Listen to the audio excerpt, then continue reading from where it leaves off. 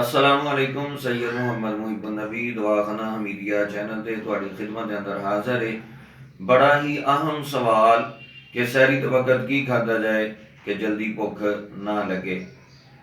रोज़ा जिहड़ा भुख और प्यास को बर्दाश्त करने का ना है और इनू फर्ज इसलिए किया गया है कि जिस वक्त इंसान को भुख और प्यास लगे जी जिसम की जरूरत है उनके मुताबिक जिसम गज़ा भी मंगे पानी भी मंगे तो बंदा अल्लाह के हुक्म के नाल ना गज़ा खाए ना ही पानी पीए और ये अमल जड़ा है कुछ वक्त तक जारी रहे तो इंसान का जड़ा ईमान है अल्लाह के उत्ते पुख्ता तो पुख्ता होंदा जाए और इंसान के अंदर अल्लाह का डर जड़ा वो पैदा हो जाए।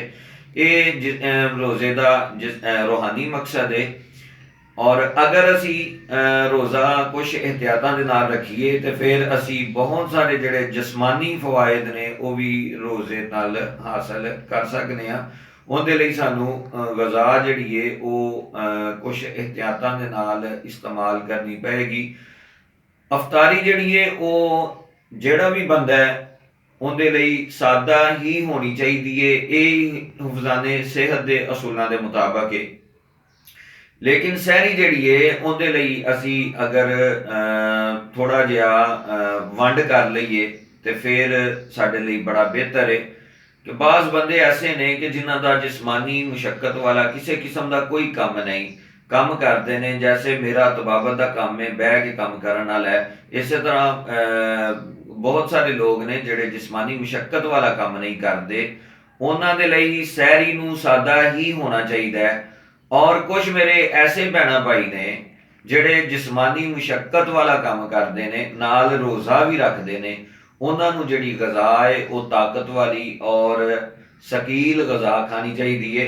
अगर उन्होंने किसी किस्म का दिल का मसला नहीं तो उन्होंने लई जिहड़े मेहनत और मुशक्कत करते हैं सहरी करन तो 1 घंटा पहले 2 तो 4 चम्मच जैतून का तेल, बादाम रोगन या देसी घ्यो जिहड़ा दुध च पा के पी लैन तो उन्होंने लिए बड़ा बेहतरीन है। फिर सहरी जिहड़ी है उहदे विच पराठा वगैरह खा लैन, दही दुध का इस्तेमाल करन, जिहड़ी चीज़ मिल जाए दही मिले दही का इस्तेमाल करन, अगर दुध है तो दुध का इस्तेमाल करन।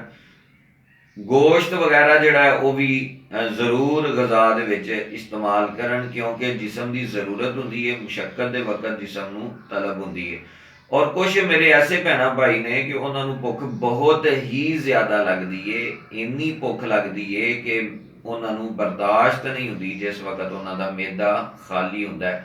ऐसे मेरे भैन भाई जिहड़ियां चरबीली चीज़ां ने वो ज़्यादा इस्तेमाल करन, पाए वगैरह लौंग वगैरह जिहड़ा है उहनूं इस्तेमाल करन, जैतून का तेल है, बादाम रोगन है, देसी घ्यो है और कद्दू का तेल है। ये अगर खुराक दे विच ज़्यादा रखन तो उन्हां दी ये जिहड़ी मरज़ है उन्होंने कि भुख उन्होंने बर्दाश्त नहीं होती, ये उत्ते भी वो काबू पा लैणगे और रोज़ा जिहड़ा है उहदे विच भी उन्हां दे लई आसानी होएगी।